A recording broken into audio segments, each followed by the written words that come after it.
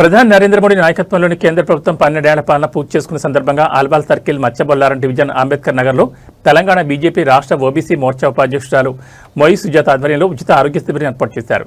ఈ కార్యక్రమానికి ముఖ్య అతిథిగా తెలంగాణ బీజేపీ రాష్ట్ర ఓబీసీ మోర్చా అధ్యక్షులు ఆనంద్ గౌడ్ హాజరై కార్యక్రమాన్ని ప్రారంభించారు. ఈ సందర్భంగా జన్ హాస్పిటల్ వారి సహకారంతో ప్రజలకు బీపీ, షుగర్, ఇతర జనరల్ చెకప్లు చేసి ఉచితంగా మందులు పంపిణీ చేశారు. ప్రతి ఒక్కరూ ఆరోగ్యకరమైన జీవనశైలి అలవర్చుకోవాలని కోరారు.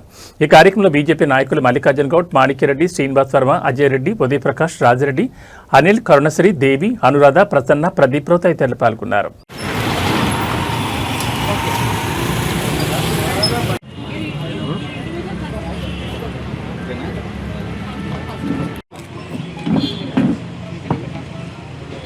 ఇక్కడ అవసరం ఉంది.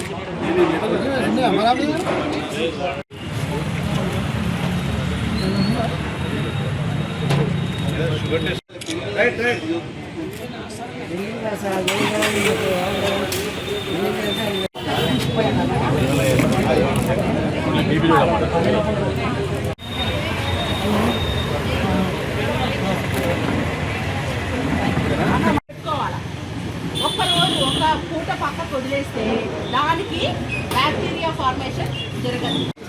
అవుట్పుట్ కంటే ఎక్కువ తిన్నప్పుడు ఏమవుతుంది చెప్పండి. పచ్చి బొప్పాయి తురుము ఇలాంటి వాటిని మన ఆహారంలోకి అప్పుడప్పుడు పడుకోవచ్చు. పూర్తిగానే మీకు ఉచితంగా తెలియజేస్తాం. వాడు వచ్చిన కోసం అవుట్ సైడ్ అంతేనా? అది కూడా ఏమన్నా తినాలి, ముడి బియ్యము.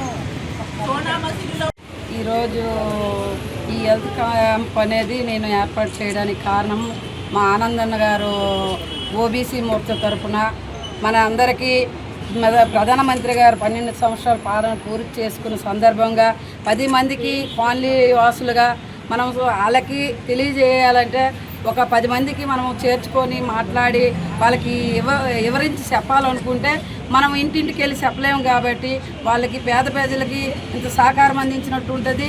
మన మనోభావాలు కొంచెం చెప్పడానికి అవకాశం ఉంటుంది. కాబట్టి ఈ హెల్త్ క్యాంప్ ఏర్పాటు చేయడం జరిగింది.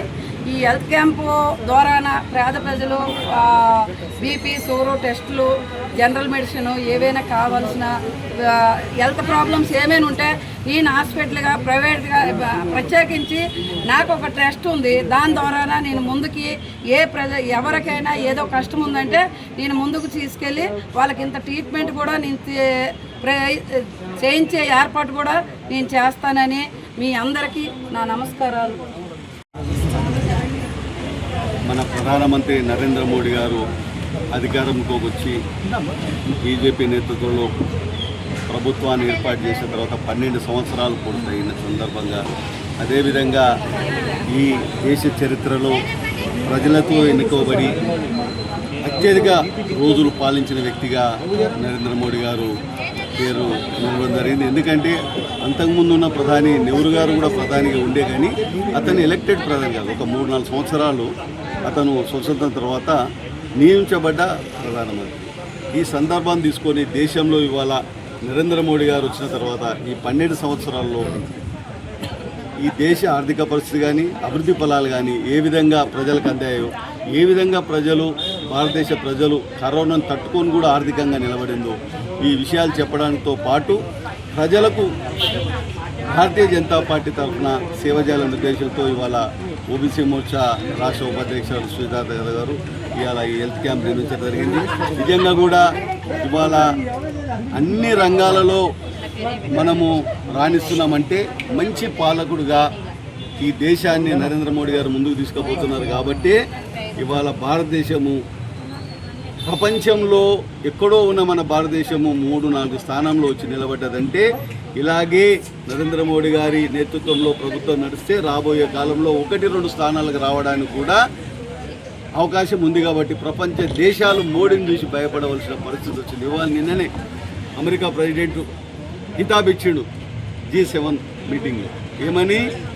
నేను భారతదేశానికి మిత్రుగా ఉంటా, భారతదేశం మీద ఎవరు యుద్ధానికి వచ్చినా నేను వాళ్ళ తరఫున నిలబడి. అంటే మన నరేంద్ర మోడీ గారి పాలన చూసి ఇవాళ దేశం అన్ని రంగాలలో ఏ వైపుతో చూసుకున్నా సొంతం యుద్ధం చేయాలన్నా కూడా మనం యుద్ధ విమానంతో పాటు అనేక రకాలుగా మనం సొంతం తయారు చేసుకునే కెపాసిటీకి వచ్చింది. ఇవాళ నరేంద్ర మోడీ గారు ఇవి సుజాత గారు ఎందుకు తీసుకున్నారంటే ఆయుష్మాన్ భారత్ అనేది మన తెలంగాణలో అమలు చేయడంలో కొంచెం ప్రభుత్వం నిర్లక్ష్యం చేస్తుంది. నిజంగా కూడా ఇవాళ మనకు జీవితంలో రెండింటి విషయంలో డబ్బులు ఎక్కువ ఖర్చు పెట్టవస్తుంది.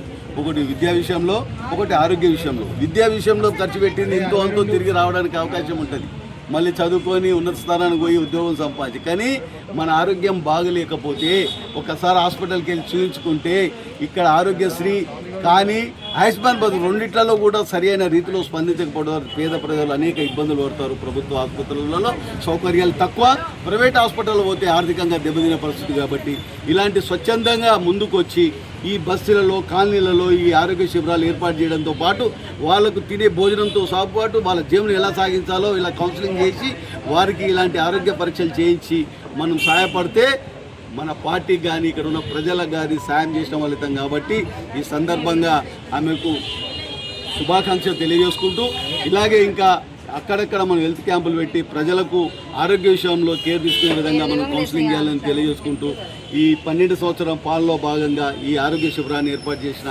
ఇక్కడ జిల్లా నాయకులందరికీ మరొకసారి ధన్యవాదాలు తెలుపుకుంటూ భారత్ మాతాకి జై.